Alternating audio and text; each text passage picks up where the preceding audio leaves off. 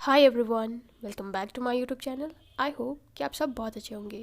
Friends, अगर आपने channel को सब्सक्राइब नहीं किया है तो इसे सब्सक्राइब करके वीडियो को लाइक कर दीजिए और कमेंट में ज़रूर बताइए ये स्टोरी आपको कैसी लग रही है। लास्ट पार्ट में हमने देखा था कि विंग ने आउट ऑफ कंट्रोल होकर यानली पर अटैक कर दिया था और होश में आने के बाद उसे बहुत ही ज़्यादा गिल्टी फील हो रहा था। आखिर वो अपनी शिजिए को हर्ट कैसे कर सकता है। उसने खुद को कमरे में बंद कर लिया था। वो किसी से भी बात नहीं कर रहा था। जब यानली उसके पास आई और उसने आकर उसे समझाया कि उसकी कोई भी गलती नहीं है और वो बिल्कुल ठीक है, तब जाकर विंग को थोड़ा अच्छा लगा। यानली कुछ दिनों के लिए युनमंग में ही रुकी। जिन जूशवान को ज़रूरी काम था, इसलिए वो वापस अपने सैक चला गया। कुछ दिन इसी तरीके से बीते। विंग बहुत कोशिश कर रहा था कि वो खुद पर काबू रखे और वो अपनी शिजी के साथ अच्छा टाइम स्पेंड कर सके। बहुत दिनों बाद विंग ने उन छोटे छोटे बच्चों को भी देखा जिनके साथ वो हमेशा खेलने जाया करता था, लेकिन अब वो बच्चे विंग को उस खुशी से नहीं देख रहे थे। शायद उन्हें भी महसूस हो रहा है कि विंग अब बदल गया है, वो उनका शियान गगा नहीं रह गया है। विंग ने उन्हें अपने पास बुलाया, लेकिन वो बच्चे फिर भी उसके पास नहीं आए। ये देखकर विंग को भी सैड फील होने लगा। वो खुद में ही कहता है, क्या मैं सच में इतना बदल गया हूँ जो ये बच्चे भी नोटिस कर रहे हैं। विंग को बार बार वांग जी की याद भी आ रही थी, लेकिन वो खुद को जैसे तैसे संभाल रहा था। दूसरी तरफ वांग जी भी विंग के लिए उतना ही ज़्यादा परेशान था। एक सुबह विंग को उठने में बहुत ज़्यादा देर हो गई। सब लोग नाश्ते पर उसका इंतज़ार कर रहे थे। यानली कहती है, आशियन कहाँ रह गया, मैं उसे बुला कर आती हूँ। इस पर मैडम भी कहती है, यानली तुम रुको, इस स्टेट में तुम्हें अपना ध्यान रखना चाहिए। आशियन को मैं उठा कर आती हूँ। जब मैडम यू विंग के दरवाजे पर नॉक कर रही थी तो उन्होंने कुछ फेरोमोन्स महसूस किए। उन्हें पता चल गया था कि शायद विंग अपनी हीट में आ गया है। वो कहती हैं, आशियन क्या तुम अंदर हो, क्या तुम्हारी हीट आ गई है। लेकिन विंग ने कोई भी जवाब नहीं दिया। मैडम यू इन फेरोमोन से समझ रही थी कि विंग सच में हीट में है। वो वापस आ गई और उन्होंने सबसे पहले वांग जी को ये संदेश भिजवाया, क्योंकि वांग जी ने उनसे कहा था कि जब भी विंग हीट में आए वो उससे बता दें। उसके बाद वो वापस अपनी फैमिली के पास गई। उसे देखकर वो कहते हैं, आशियन कहाँ पर है। इस पर मैडम ये कहती है, वो आराम कर रहा है, बाद में खा लेगा। लेन कबीले में वांग जी को जब मैडम यू का संदेश मिला तो वो बहुत ही ज़्यादा रेस्टलेस हो गया था। उसे किसी भी हाल में विंग के पास जाना है, लेकिन वो यहाँ से कह के क्या निकलेगा। जो भी हो, उसे जाना तो है ही। वो अपने कमरे में जाकर तैयार हो रहा था, तभी शिचन उसके दरवाजे पर आ गया। उसे तैयार होता देख वो कहता है, वांग जी तुम तैयार हो रहे हो, कहीं जा रहे हो क्या। इस पर वांग जी थोड़ी देर चुप रहा, फिर वो कहता है, हाँ वो ब्रदर, मैं नाइट हंट के लिए जा रहा हूँ। इस पर शिचन कहता है, नाइट हंट के लिए, तुमने मुझे पहले नहीं बताया, और कौन जा रहा है तुम्हारे साथ। वांग जी कहता है, मैं अकेले जा रहा हूँ। इस पर शिचन कहता है, तुम अकेले क्यों जा रहे हो, अपने साथ कुछ डिसिपल्स को लेकर जाओ। वांग जी को अपने भाई से झूठ बोलते हुए बिल्कुल भी अच्छा नहीं लग रहा था, लेकिन अगर उसने अपने भाई को सच बताया और उसके अंकल को ज़रा भी भनक लगी तो वो पूरा क्लाउड ड्रेसेस अपने सिर पर उठा लेंगे। इसलिए इस समय झूठ बोलना ही बेस्ट ऑप्शन है। वो कहता है, ब्रदर मुझे कुछ समय अकेले रहना है, इसलिए मैं किसी भी डिसिपल को नहीं ले जा रहा हूँ। आप मेरी चिंता मत कीजिए, मैं कुछ दिनों में आ जाऊँगा। शिजन को कुछ ठीक नहीं लग रहा था। वो वांग जी के पास जाकर कहता है, वांग जी तुम सच में ठीक हो ना, इस तरीके से अकेले जाने की क्या ज़रूरत है। वांग जी कहता है, ब्रदर आप मेरी टेंशन क्यों ले रहे हैं, मैं बिल्कुल ठीक रहूँगा, बस कुछ ही दिन की बात है। फिर शिचन भी मान गया। वांग जी अपने सैक से निकल गया था। लन चिरन उसे ढूंढ रहा था। वह कहता है, शिचन वांग जी कहाँ पर है, वो दिखाई नहीं दे रहा। इस पर शिचन कहता है, अंकल वांग जी किसी ज़रूरी नाइट हंट के लिए गया है, वो 1-2 दिन में आ जाएगा। इस पर चिरन कहता है, उसने मुझे तो नहीं बताया। इस पर शिचन कहता है, वो थोड़ी जल्दबाजी में था, इसलिए नहीं बताया होगा। ये कहकर चिरन वहाँ से चला गया। विंग पूरे दिन अपने कमरे में बंद रहा। ये देखकर सब लोग परेशान थे। यानली कहती है, आखिर आशियन कमरे से बाहर क्यों नहीं आ रहा है, क्या वो ठीक होगा, मैं जाकर देखूं।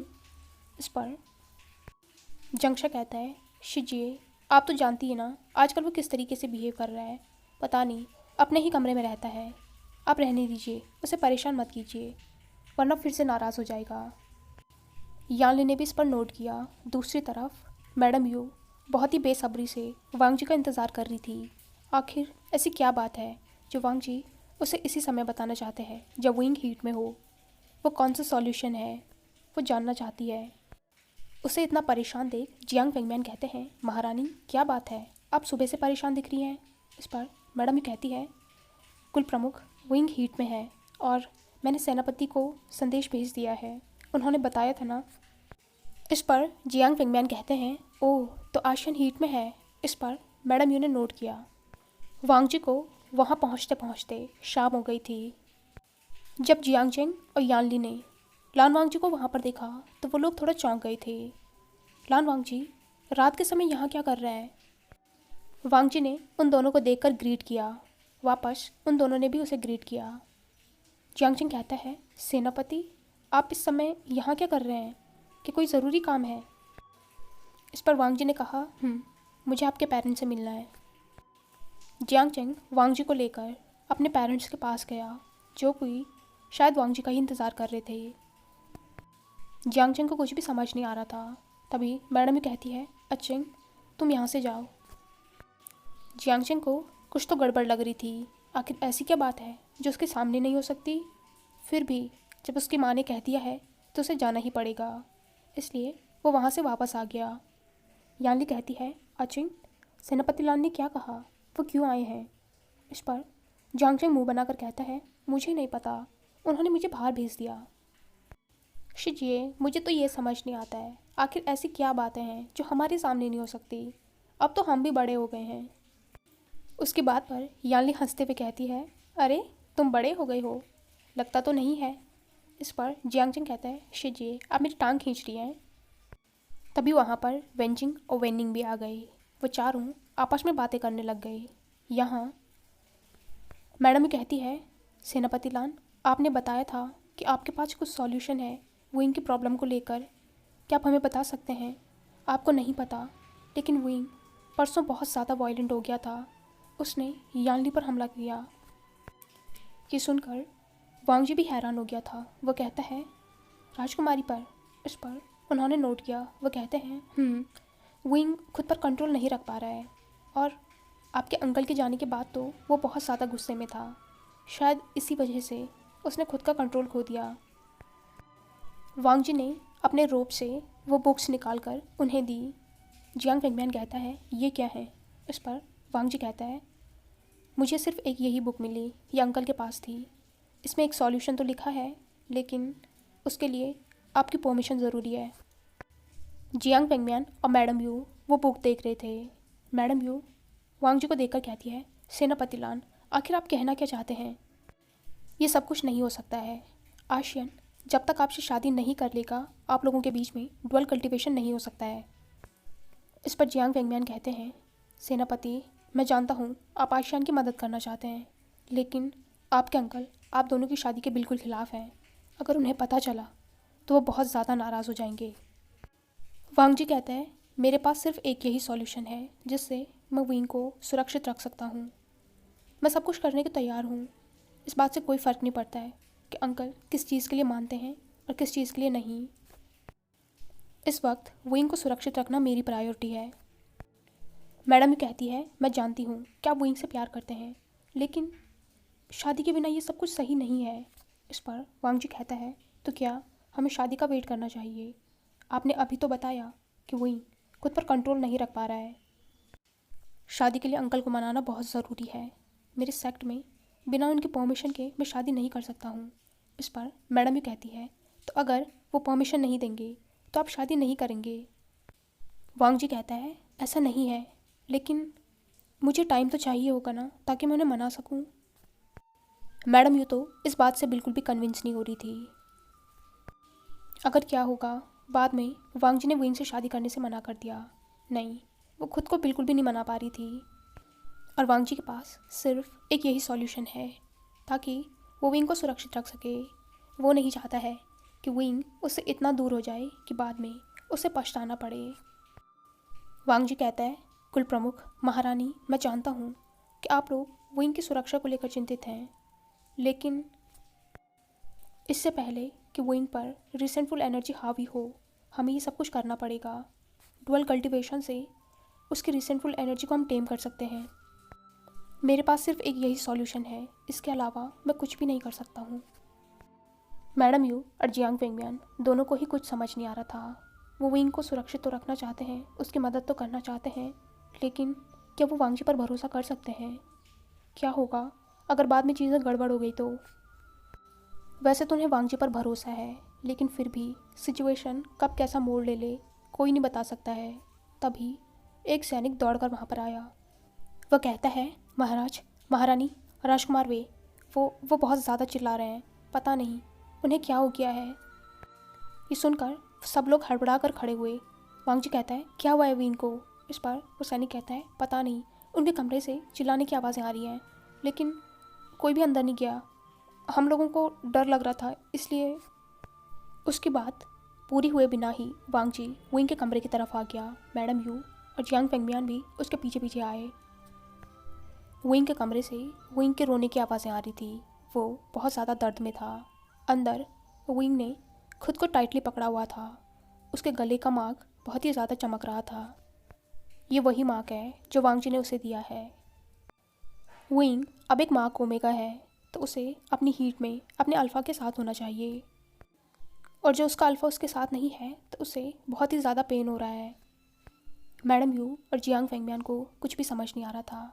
वो कहती है, कुल प्रमुख, आखिर हमें क्या करना चाहिए? इस पर जियांग फेंगमियान कहता है, मुझे कुछ समझ नहीं आ रहा है। वांगजी दरवाज़ा खटखटा रहा था। वो कहता है, विंग, क्या तुम ठीक हो? विंग, जवाब दो। लेकिन अंदर से विंग के सिसकियों के अलावा और कोई भी आवाज़ नहीं आ रही थी।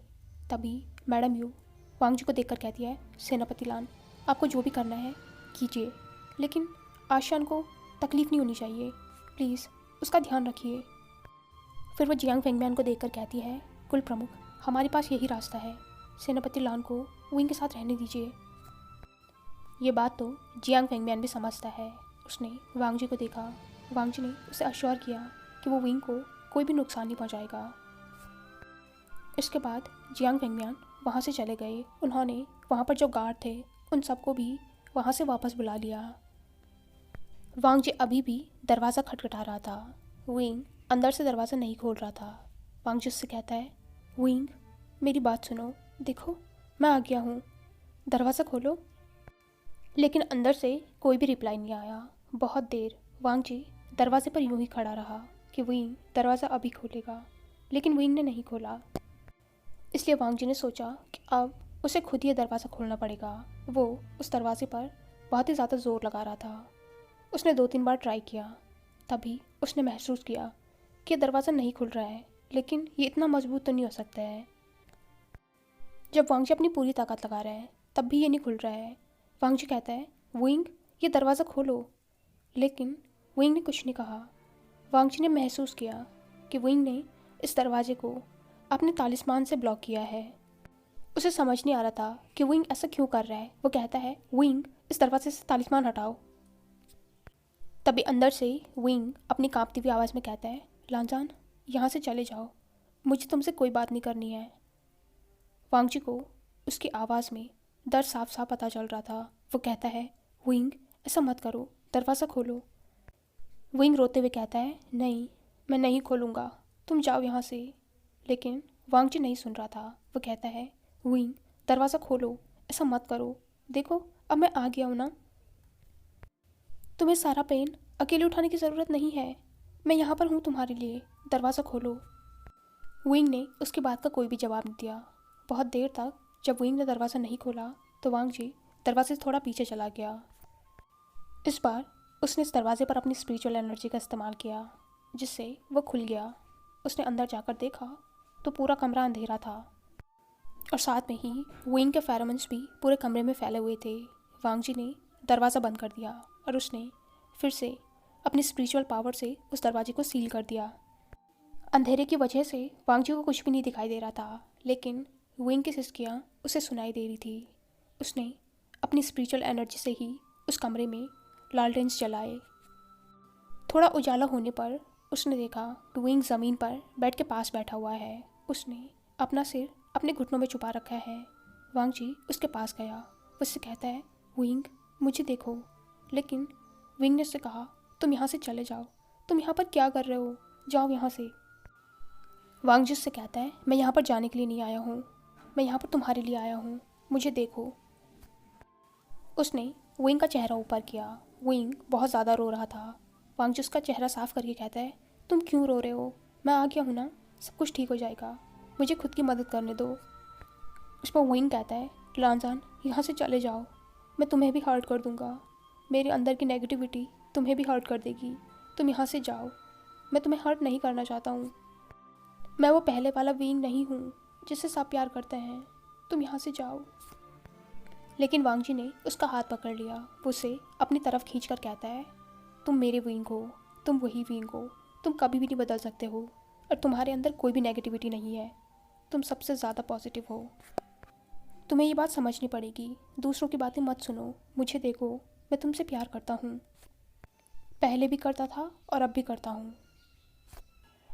विंग बहुत ही ज़्यादा ओवरवेलम हो गया था। उसे पता है कि वांग जी के अंकल ने उसकी शादी उससे तोड़ दी है, लेकिन उसमें वांग जी का कोई भी हाथ नहीं है। वो कहता है, तुम्हारे अंकल को पता चलेगा तो बहुत ज़्यादा नाराज़ होंगे, तुम यहाँ से जाओ। लेकिन वांग जी ने सॉफ्टली उसके माथे पर किस किया। वो कहता है, मैं तुम्हें छोड़कर कहीं भी नहीं जा रहा हूँ और इस बात से कोई फ़र्क नहीं पड़ता है कि अंकल ने क्या कहा है, फ़र्क इस बात से पड़ता है कि मैं क्या चाहता हूँ और मैं सिर्फ तुम्हें चाहता हूँ। विंग का पूरा शरीर बहुत ही ज़्यादा गर्म हो रखा था। वांग जी उसके चेहरे पर अपने हाथों को फहरा रहा था। विंग को इससे बहुत ही ज़्यादा अच्छा लग रहा था। विंग ने आगे उससे हक कर लिया। वो वांग जी के फेरोमोन्स को महसूस करने की कोशिश कर रहा था। जैसे ही वांग जी ने ये रियलाइज़ किया, उसने अपने फेरोमोन्स को रिलीज़ करना स्टार्ट किया, जिससे विंग को थोड़ा अच्छा महसूस हो सके। वांग जी ने विंग को ज़मीन से उठाकर उसे उसके बेड पर बिठाया। वो उसका चेहरा साफ कर रहा था। विंग की आंखें पूरी रेड हो गई थी और साथ में पफी भी हो गई थी। वांग जी ने सॉफ्टली उसकी आंखों पर किस किया। वो कहता है, तुम इतना ज़्यादा क्यों रो रहे हो। तभी उसने नोटिस किया कि विंग के गले का मार्क चमक रहा है, इसलिए वांग जी ने उस मार्क पर भी किस किया। वो कहता है, ये मार्क तुम्हें इसलिए ज़्यादा पेन हो रहा है तो तुम दरवाज़ा क्यों नहीं खोल रहे थे। इस पर विंग कहता है, मैंने कहा ना, मैं तुम्हें हर्ट नहीं करना चाहता हूँ। वांग जी कहता है, तुम मुझे कभी भी हर्ट नहीं कर सकते हो। फिर उसने सॉफ्टली विंग के लिप्स पर किस किया। विंग उसे अलग करके कहता है कि तुम सच में ये करना चाहते हो, बाद में रिग्रेट तो नहीं करोगे ना। वांग जी ने इस बात का जवाब नहीं दिया, बल्कि उसने विंग के लिप्स को कैप्चर कर लिया। वो उन्हें सक करने लगा। वो विंग को बातों से नहीं, अपने एक्शन से जवाब दे रहा था कि वो उसके साथ कभी नहीं छोड़ेगा, कभी भी वो विंग के साथ होने पर रिग्रेट नहीं कर सकता है। विंग ने भी उसे टाइटली हक कर लिया। फाइनली उसके साथ कोई तो है जो इतना सब कुछ होने के बाद भी उसे इतना प्यार करता है। वो फालतू में ही वांग जी को गलत समझ रहा था। धीरे धीरे वांग जी पर भी विंग के फेरोमोन्स का असर होने लग गया था। वो अपना कंट्रोल खो रहा था। उसने विंग के रोप्स को खोलना स्टार्ट किया। उसके हाथ विंग की बॉडी पर थे।